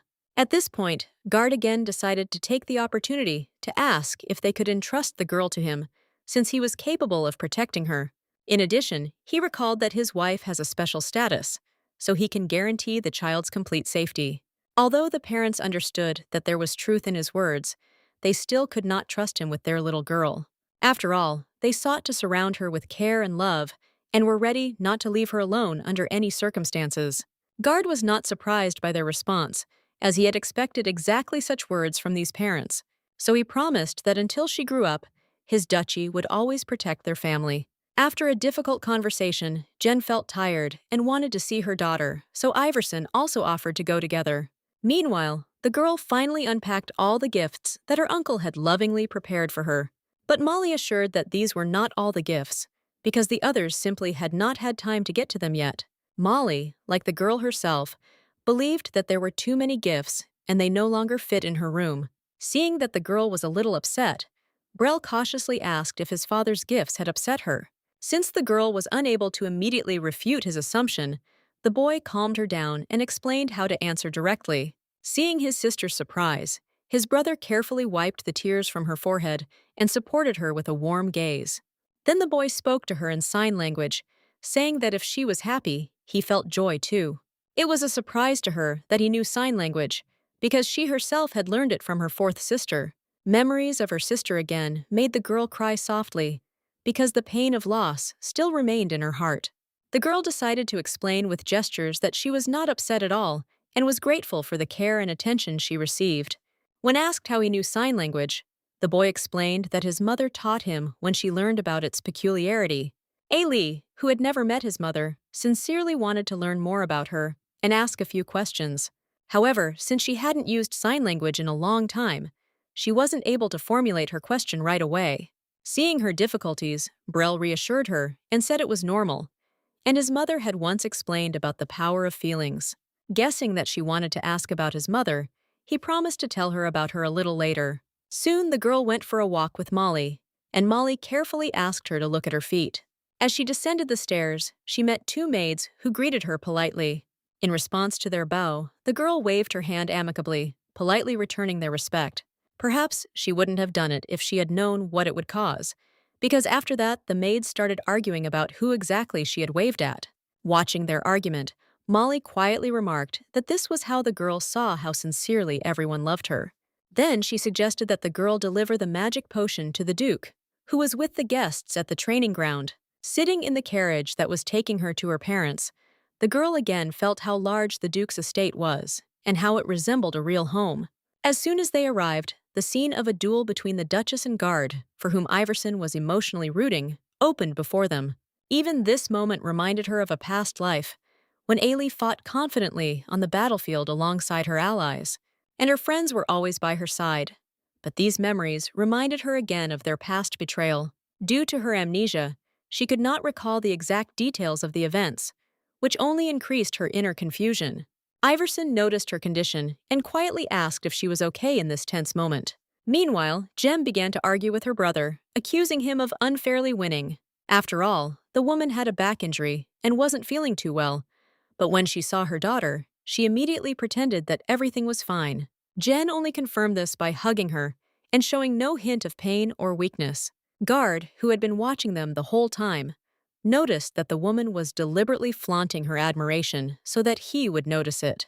In response to his offer to compete again, Iverson noted that the Duchess had just recovered and suggested doing it at another time. Holding his sword in the air, Guard noticed that the little lady looked displeased and suggested that she defeat her mother's rival. The girl understood that it was just sparring, but despite this, she still didn't like fighting. Concerned parents told her that it was not necessary to force herself, and it was better to just give up. However, the man seemed to have deliberately provoked her, noting that refusing would mean admitting his own weakness. Eileen immediately understood the manipulation, but still took up the sword, not intending to give up. Her parents were a little scared by her appearance, because her pose reminded them of their old acquaintance, Araya. It seemed like the man was ready to start a fight, but he suddenly said that he would admit defeat if she agreed. Patting her on the head, he remarked that in the future she might become a knight of their duchy. And quietly, leaning towards her, he added in her ear that she had every chance of growing up to be a real military commander. Seeing her sad face, her parents approached and assured her that she didn't have to do anything she didn't want to do. Jen said she had business with her brother right now and asked the girl to play nearby while they talked. Iverson, holding his daughter in his arms, invited her to join her cousin and brother, who were playing chess. Meanwhile, Guard did not understand their concern for his daughter, because he considered her a true and strong fighter. However, the woman did not want her daughter to learn to fight, remembering her past fate and the events she had experienced.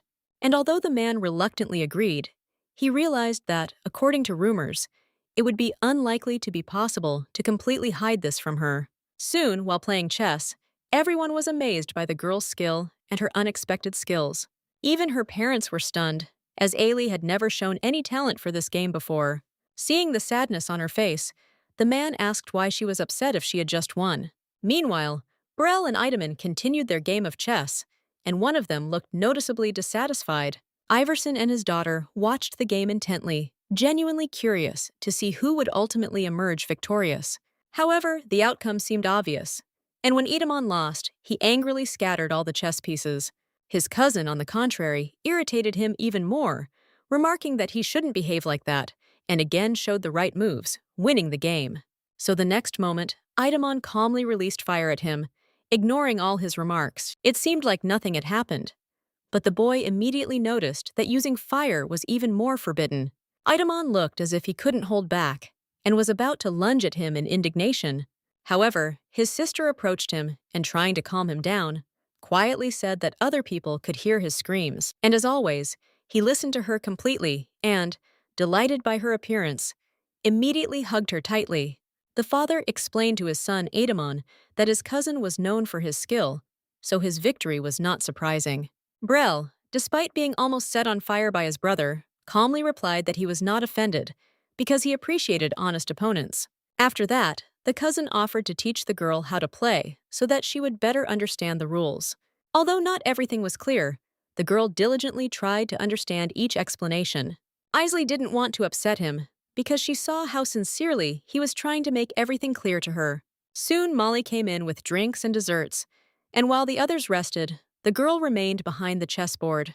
The girl thought she was alone until she heard her uncle's voice, who said that chess was the best game for developing skills.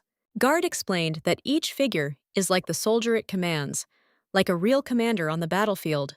If she thinks through the placement of the pieces correctly, she will be able to confidently approach victory. Heeding the advice, the girl remembered her past battles and, using strategy, eventually won.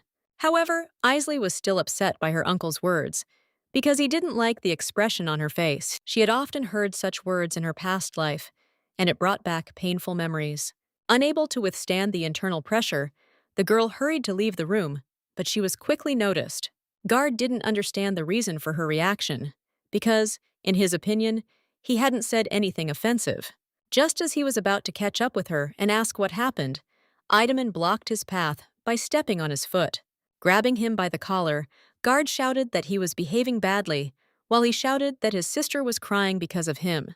Even his son noted that his words could offend anyone. After asking Molly to look after the children, Jen asked her brother to follow her for a chat. As she walked silently, her husband admitted his mistake and noticed that she became cold when angry. And even after marriage, her habits had not changed. Stopping abruptly, the girl drew her own conclusion and asked if he thought she was exaggerating the situation. She knew he was outspoken, but that didn't justify the hurtful words, as she had repeatedly emphasized her daughter's sensitivity. Because of the ritual, Eiley doesn't remember them, but she retains fragments of memories, and this hurts her. Jen understood that she had no right to lecture him, but she noticed that even Brel and Idamon were trying to be more attentive to her condition. She reminded him that they had already learned how to handle her, and how her guards had to responsibly care for her well-being. Guard himself realized his guilt, so he decided to immediately apologize to the girl. Meanwhile, Iverson called his daughter everywhere, trying to find her as soon as possible. Later, as before, he went to his favorite library and saw that she had again hidden under the blanket. Wiping away her tears, the girl immediately recognized her father and did not expect him to find her so quickly. Iverson explained that even if she didn't want to come out of her hiding place, he would still stay by her side to make her feel more at ease. Thinking she might be lonely, he decided to give her some flowers. Holding the flower, Isley thanked him quietly, overwhelmed by the fact that he was going out of his way to please her. When she finally peeked out from under the covers, the man said it wasn't her fault, because they were the ones who were wrong. He added that even though the man is her mother's relative, she should not force herself to communicate with him. When Iverson began to speak rudely about Guard, the girl stopped him, silently thinking that it was not right to speak like that about friends. Her behavior only confirmed to her husband how kind and sincere a child she was. Eiley understood that he had no bad intentions, but his words reminded her of unpleasant events from the past. As usual, the man, observing carefully, voiced her unspoken thoughts aloud. Embracing her, her father promised to find a solution that would help her cope with the consequences of past memories. At this moment, the Duchess approached them, along with her brother, who was eager for a chance to sincerely apologize. Did you like the recap? Want a continuation? Write Part 2 in the comments.